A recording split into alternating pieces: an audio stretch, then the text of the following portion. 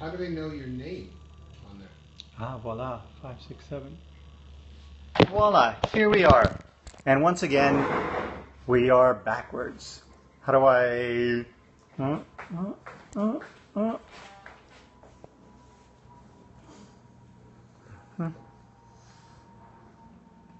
Once again, I can't get it. Go. Hello and welcome to this, my second Periscope. I'm joined here today by Bubba, consulting producer Ivan Bartok, and Akemi somewhere back there, and Lulu. I assume this is working, so I can start fielding your questions. You can just let them fly. I have to warn you though. Can you just lose the lights? Ivan came over for dinner and brought over a giant piece of chocolate pecan pie. So I'm really I'm high on corn syrup and bourbon. So I don't think it was a corn syrup. I think that was a high quality pie. I don't think they use cheap corn syrup. Oh wait, here, chat hidden. No, I'm going to unhide the chat somehow. Oh, here we go. Show chat. There we go. Hey, Akemi says hi. Yeah, if you basically include a self-addressed stamped envelope, I'm going to make sure that Ivan sends you guys each a piece of the chocolate pecan pie. So how did everybody like the episode? You loved it? Yes? No? Actually, it's one of Akemi's favorite episodes, and one of mine as well. It had a really nice mix of humor and pathos, and come on, get in here. I'm trying to figure out, how do you see these questions? Right here. Here you go. Oh. Yeah. So basically, yeah, a lot of fun. Episode written by Robert Cooper, who you guys may know from Stargate. Directed by Bruce McDonald. Great guy. Wonderful guy. And on set, he just made everybody feel so great. He was so happy to be doing a space show because he hadn't done a lot of sci-fi, and he kept every morning he'd be like, "So glad, so happy to be back in space." And was this was your second episode, right? Second, yeah. Last week was my first, and then I was supposed to come here, but I had a golfing accident. Oh. And that wasn't really an accident. I was just really tired. Anyways, great story. Great story. Yeah, so, yes, and thank you. Yes, great dialogue. That episode contained actually one of my favorite scenes, which was the android accent scene, which actually wasn't in the original script, but we were running short on time. And it was a scene that I originally wanted to include in the script, but we didn't have time. But because we were running short, I decided, what the heck, I will put it in the script. And I ran it by Zoe, and she was like, great. And, she just really nailed that scene. And it was a lot of fun. I remember actually when we first put it out, some people were like, I don't know, it's a little over the top. I'm like, but that's fine. I mean, basically, this show is a nice mix of, action, adventure, and humor. Humor is the most important thing, or one of the most important things, I think, on this show. And it's something that all of our cast do really well, especially in this case, Zoe Palmer. How many takes did it take? That take... we did, I think, 3 takes, and they all actually went really well. It was very hard for Mark Ben David and, frankly, the rest of the crew to keep a straight face every time we shot that scene, because as soon as Bruce yelled cut, everybody would burst into laughter. It was just a lot of fun. And, of course, this is the big, Android versus Android showdown. A lot of fun. Ruby Rose was a lot of fun to work with. That fight scene with Anthony Lemke took an entire day to shoot. It was just 86 setups. It was very complicated, but Director Bruce did a fantastic job, and John Stead. Lots of wire work, lots of mixing between the actors and the stunt doubles, and so basically you're shooting everything 4 times for the most part. And they wanted to get it right, and it was a lot of work. But also Anthony was so excited about it. So yeah, he was gung ho. And Ruby Rose came in and did a bunch of rehearsals first, and she was so willing and excited to be a part of that, which was fantastic. It's funny. Over the course of my career, I've been on set for a number of stunts, and there were only 2 stunts over the course of my life that actually concerned me. One was a couple of years ago when we were shooting beside an actual cliff, and our actors were harnessed But still in the back of my mind, when they were on the edge of the cliff and they slip and fall, I was, scared like hell. So basically, that was one of the ones that concerned me. And the only other one is the crotch grab and push on Anthony in this episode, where basically when he comes in for the crotch grab and then lifts him up and has him hit the ceiling. But they were all professionals. John Stead did a fantastic job ensuring that. And we delivered a special feature, it's a 2.5 minute sort of special feature all about that fight. And John talks about what he wanted, and you were chatting about it, and Anthony Lemke talks about sort of him and his character. And then there's also kinds of great footage in terms of how that was done and showing the wire work and everything else. So I think people will dig that. And what else have we got? Unfortunately, crotch grab. Yeah, actually, if you didn't catch the crotch grab, the show re-airs at 10 p.m. or in 3 hours for the West Coast. Sorry, we're doing this because for some reason we can get it. Portrait works better for the Periscope, but apparently the chat doesn't scroll properly. So, we want to sort of get, Philgar, thank you. Duncan the Cosmic Donut. Yeah, that, again, when we cast Ruby, I made a few adjustments to the script, and, one of the things sort of emphasize is she comes in, she follows one into his room, and in the lead up to this episode, everybody was talking about, Wendy the sex bot, but one of the things that, wanted to point out is that she follows him in, and, she offers to spend the night. He says, well, what do you get out of it? And she says, well, I have pleasure receptors as well. So, she's kind of the aggressor, and clearly she's not just kind of the mindless slave. She's actually kind of as I said, the aggressor here. And, just for this episode, kind of sort of wanted to play with kind of sort of a futuristic take on, I guess, what sex would be like in the future. So basically came up with, what was it? The Infinite Mobius, Dunkin' the Cosmic Donut. Yeah, there's another one. And we just watched this. I don't recall. Oh, maybe somebody's remembered what it is. No. Hey. Dunkin' the Cosmic Donut. No. Anyways, watch the second viewing in 3 hours, and I'll be able to catch it. But Quasaring. Quasaring. Nice. Oh yeah, how can we forget Quasaring? Because that's actually probably the filthiest of them all.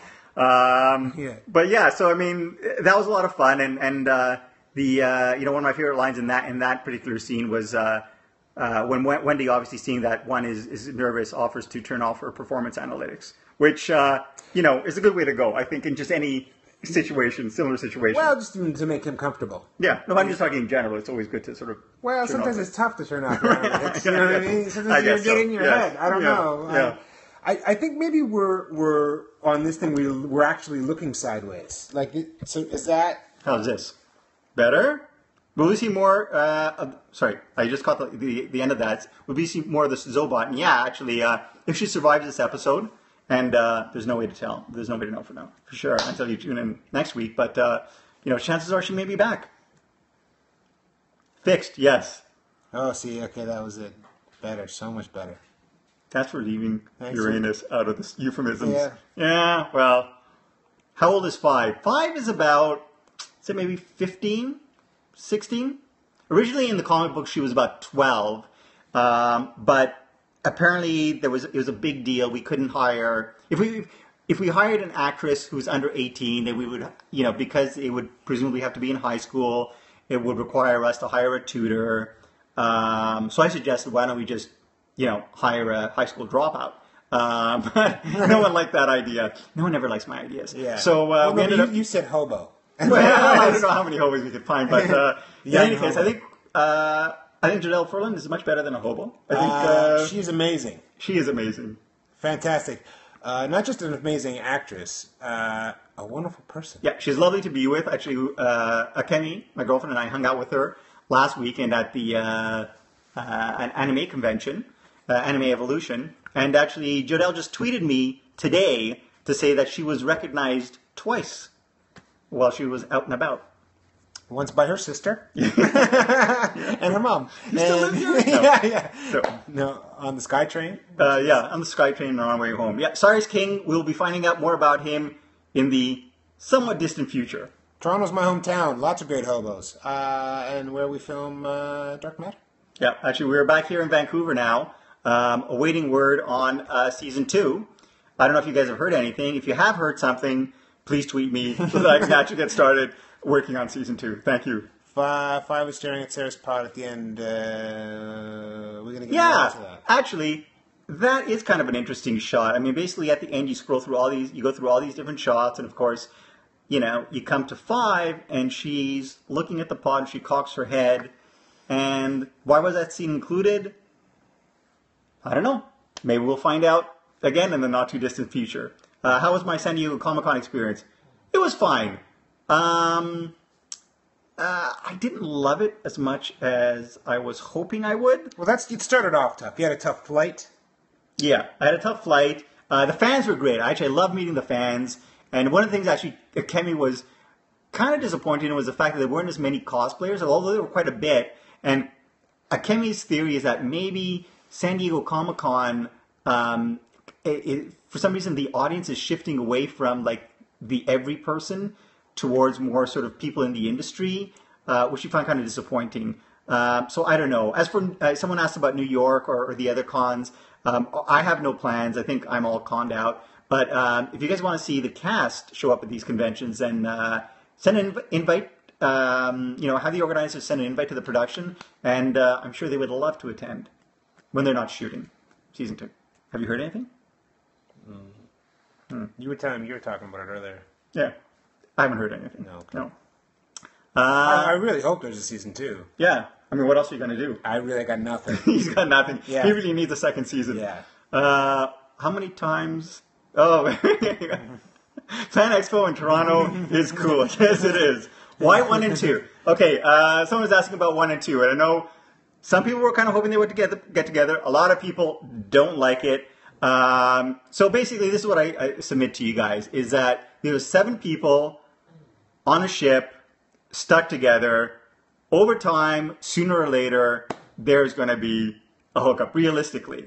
And one of the things that we set out to do in this show is we're not going to wait around for stuff. We're not going to play things out, or really stretch things out over a long period of time. So essentially, we deal with 2 and 3. That presumably is dealt with, and now we're dealing with 1 and 2. She's the type of woman who obviously takes charge. She knows what she wants, and she's smart enough, obviously, to know that she doesn't want it to affect her role as commander. So essentially, anyone who's worried about it becoming a big romantic subplot, don't need to be worried, because essentially she will make sure that things, stay under wraps, so to speak. He's way deeper than he first appears. Can't wait to see his character fleshed out more. Yeah, actually, this was 3's big episode. Now we found out pretty much everybody's backstory except 2. Can you give us a sneak peek for the upcoming shows? Yeah, episode 8 is a big 6 episode. Roger Cross, amazing actor, super nice guy. I know he's got a lot of fans. We found out his backstory in episode 6. Great episode. Yeah, that was a fantastic episode for him and for Jodelle. That barn scene was amazing.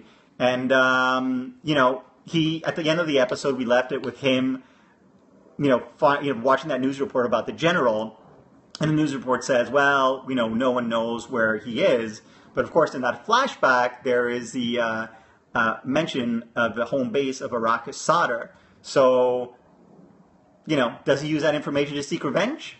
Maybe. Or is it an episode in which basically Six just hangs around? I think he's got to figure some stuff out. Right? He does. He's got a lot in his mind. I mean, they've woken up, and now they're learning so much about who they are. And so anytime they get a bit of information, it seems like, and I think we would, and anybody would, you'd really want to sort of figure that out, and you'd want to find out as much as you can. And I think, like us, when watching it, as a character, he's really trying to figure out who he is and what his past is. He's angry.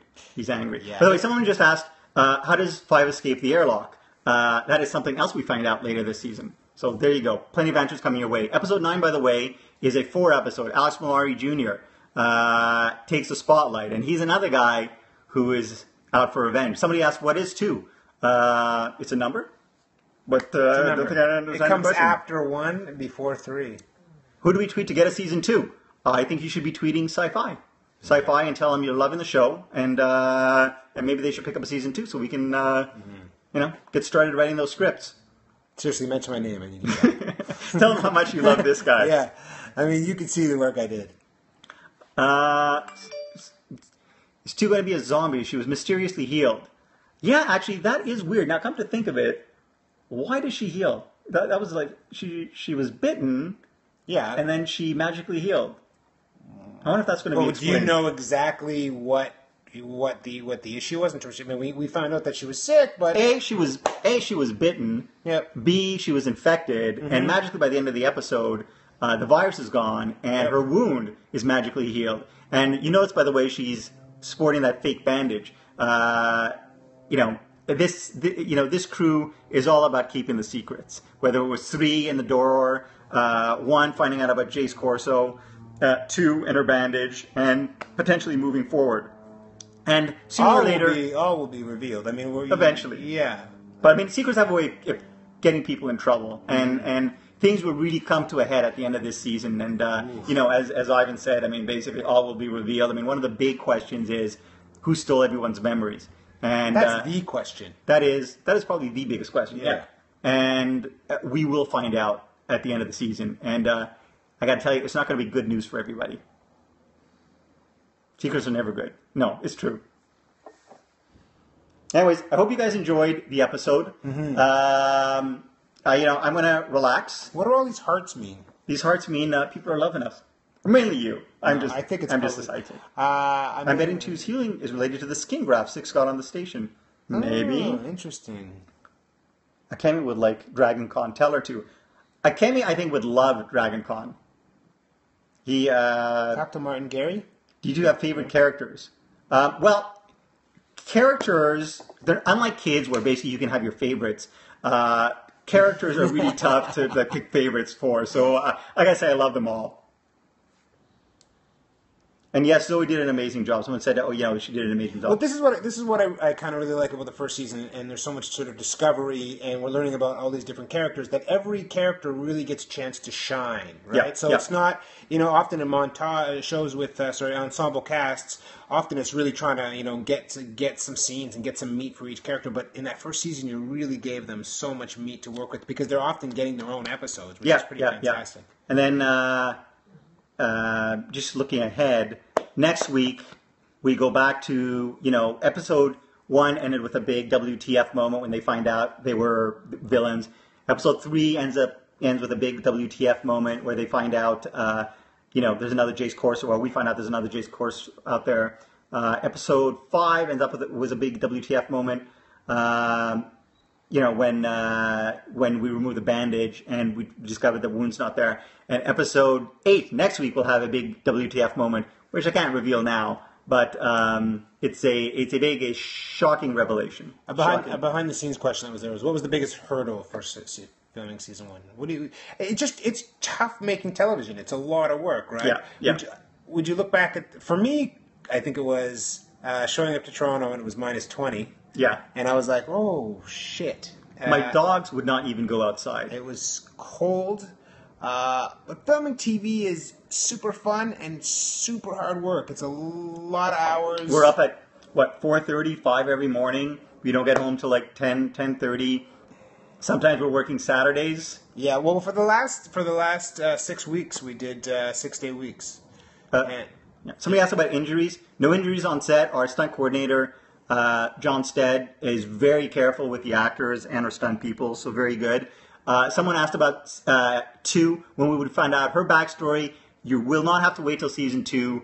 2's backstory is coming up later in the season, and a lot of her questions will be answered. Will we ever move production to Vancouver? No, we will not, simply because all our standing sets are in Toronto. And basically, I love the crew in Toronto. I mean, to be honest, when Jade Firestone, who put together the deal to get the show made, told me we were going to be shooting in Toronto, I was a little apprehensive. But the show turned out so well, and the show turned out so well mainly because of the cast and crew. These people are just so amazing what they do, and just made my job so much easier. Any pranksters on set? But just before that one, she was asking about how fast does Ford learn his weapons. Alex is unbelievable with all the physical stuff. And his sword work, and I mean, he picks it up so fast, doesn't he? Yeah, he's a guy, he wakes up at 3. Sometimes, because the actors have to get in early for instance, we start shooting at 7:30, so sometimes they have to be in makeup by like 6. And because Alex is actually covered in tattoos, it takes him at least an hour and a half to cover like his arm tattoo. So he has to be in there for like 4. So that means he's waking up at 3 in order to get his workout in. And then he goes in on weekends and he trains with John Stead, and he's learned almost every weapon in that weapons room. He takes it pretty serious. Speaking of tattoos, Ruby Rose, covered from head to toe. Yes, yeah. And if you noticed... no tattoos in this episode. Yeah, no tattoos on Wendy. That was a lot of work for her and the makeup team. Yeah. But again, an amazing job. Yeah, guys, thank you. Why don't you leave some tattoos on 4? We would have left some tattoos on 4 if they had been something, I guess, you could buy as sort of a backstory, a backstory future tattoo. But I forget what it was. I mean, I think there's one of his pug. Well, he thought it was going on. Like, I think the lesson is, if you ever want to be an actor or an actress, it's all the same thing. Don't get tattoos. Don't do it. It's a nightmare for everybody.